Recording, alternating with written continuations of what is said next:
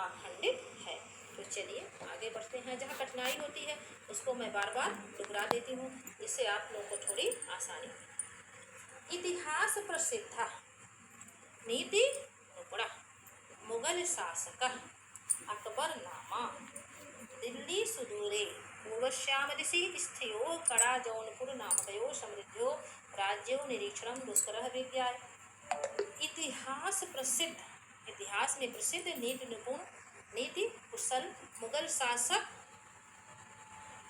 अकबर ने दिल्ली याम सुदूरे दिल्ली से दूर पूर्वश्याम दिशि स्थितो पूर्वी दिशा में स्थित कड़ा जौनपुर नामकयो कड़ा और जौनपुर नामक, देखिए कड़ा है तो कड़ा और जौनपुर नामक समृद्धो राज्यों अपने दो समृद्ध धनी राज्यों के निरीक्षण दुष्करम निरीक्षण कार्य को मतलब देखभाल के कार्य को दुष्कर कठिन विज्ञाय जानकर दुष्कर कठिन विज्ञाय जानकर तयोर मध्य उनके बीच में मतलब कड़ा और जौनपुर के बीच में प्रयाग बीच में तयोर मध्य उनके बीच में प्रयाग गंगा यमुना भ्याम परमित प्रयाग गंगा यमुना भ्याम पर्वत प्रयाग जो कि गंगा यमुना से मतलब प्रयाग में गंगा यमुना से घिरे हुए दृढ़ मजबूत दुर्ग को बनवाया। अब आप इस तरह से समझिए कि उसने कड़ा जौनपुर नामक धनी राज्यों के निरीक्षण को दुष्कर जानकर कठिन जानकर तयोर मध्य उनके बीच में प्रयाग में गंगा यमुना से घिरे हुए गंगा यमुना नदियों से पर्वत घिरे हुए दृढ़ मजबूत दुर्ग को बनवाया। और क्या किया? चा, अब यहाँ जुड़ेगा चा, और गंगा के तीव्र प्रवाह से रक्षणाय गंगा के तेज प्रवाह से रक्षा के लिए, किसकी रक्षा के लिए? दुर्ग की रक्षा के लिए। गंगा के तीव्र प्रवाह से रक्षा के लिए विशाल बंधनम कार्य विशाल बांध बनवाया। यो अद्यापि जो आज भी नगर और गंगा के बीच में सीमा इव स्थितो अस्ति नगर और गंगा के बीच में सीमा के समान स्थित है। अयम एव प्रयागस्य नाम, इसी प्रयाग का नाम स्वकीयस्य स्वयं के अथवा अपने इलाही धर्म के अनुसार इलाहाबाद करो। इसी प्रयाग का नाम स्वकीयस्य स्वयं के इलाही धर्म के अनुसार, अब आप इसमें बीच में जोड़ सकते हैं अकबर ने अथवा इसने, इलाहाबाद इति अकरोत्, इलाहाबाद इस प्रकार किया, इलाहाबाद बदल कर इलाहाबाद धर्म के अनुसार इलाहाबाद किया। इदम दुर्गम अतीव, आप जान ही रहे हैं कि बहुत पहले प्रयाग था, फिर इलाहाबाद हो गया और आज फिर वही प्राचीन रूप हो गया प्रयाग। तो इदम दुर्गम अतीव, यह दुर्ग अत्यधिक विशाल सुदृढ़ मजबूत और सुरक्षा के दृष्टि से अति महत्वपूर्ण है। ये दुर्ग की बात थी।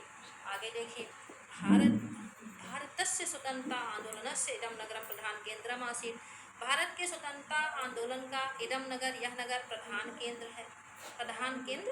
है नहीं, आसीत् था। श्री मोतीलाल नेहरू, महामना मदन मोहन मालवीय, आजाद उपनाम चंद्रशेखर, अन्य मतलब आजाद का ही नामक चंद्रशेखरा। तो चंद्रशेखरा आप कहेंगे महामना मदन मोहन मालवीय, चंद्रशेखर उपनाम आजाद, चंद्रशेखर का ही उपनाम आजाद था।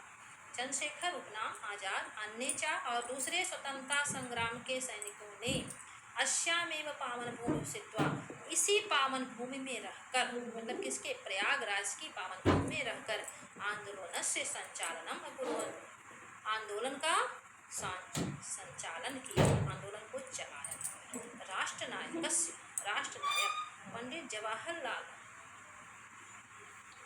राष्ट्रनायक पंडित जवाहरलाल की यह नगरी जोड़ सकते हैं यह नगरी या यह नगर क्रीड़ा स्थली चा कर्मभूमि और कर्मभूमि है।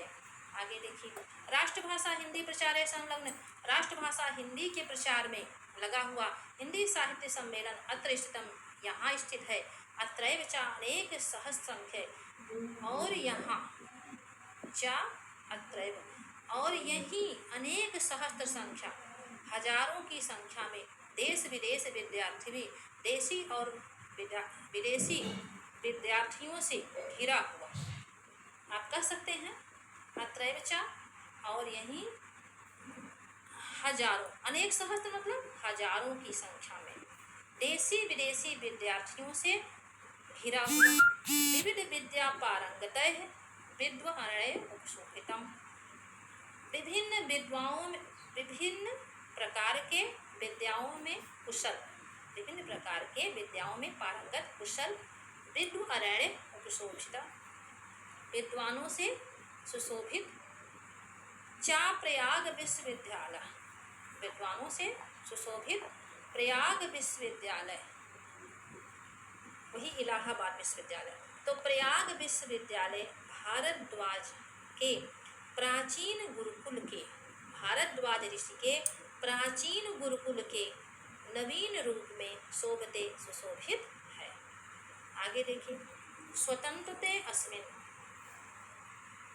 भारतम, स्वतंत्रे अस्मिन् भारते प्रत्येक नागरिकाणां, स्वतंत्र अस्मिन्, तो अस्मिन् स्वतंत्रे, इस स्वतंत्र भारत में प्रत्येक नागरिक के न्याय प्राप्ति के, न्याय, प्रत्येक नागरिक के न्याय प्राप्ति के अधिकार की घोषणा करता हुआ, अधिकार घोषणा एवं न्याय प्राप्ति के अधिकार की मानो, यू मतलब मानो, घोषणा करता हुआ उच्च न्यायालय, हाई कोर्ट, तो उच्च न्यायालय अस्य नगरस्य, इसी नगर की प्रतिष्ठा को वर्धयति, बढ़ा रहा है, या इस नगर की प्रतिष्ठा को बढ़ाता है या बढ़ा रहा है।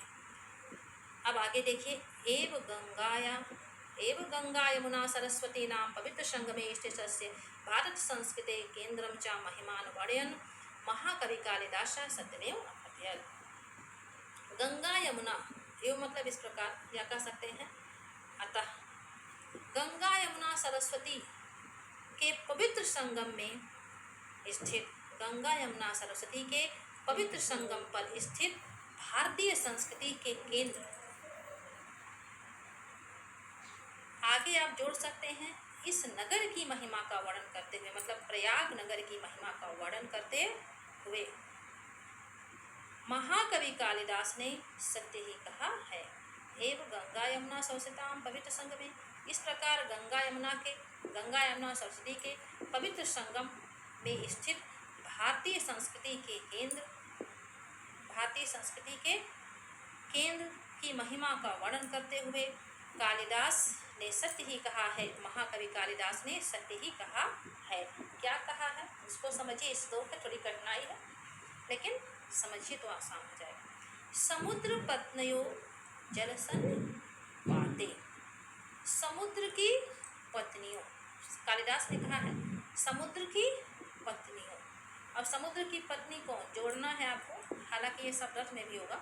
समुद्र की पत्नियों अर्थात गंगा यमुना के पवित्र जल में, समुद्र की पत्नियों अर्थात गंगा यमुना के संगम में, सन्निपात मतलब वही होता है यहाँ पे संगम में, मिलन स्थल में, तो समुद्र की पत्नियों अर्थात गंगा यमुना के संगम में पूत आत्मा, पवित्र आत्मा वाले, किल भिषेकात्, किल मतलब निश्चय ही, और अब के साथ मतलब स्नान करने से, तत्वबोधेन, तत्वबोध के बिना भी, मतलब कोई शास्त्रों की जानकारी ना होने के बिना भी, भूयश पुनः तनु त्यजाम, शरीर त्यागने पर, शरीर बंधन नास्ति, शरीर के बंधन में नहीं पड़ता है।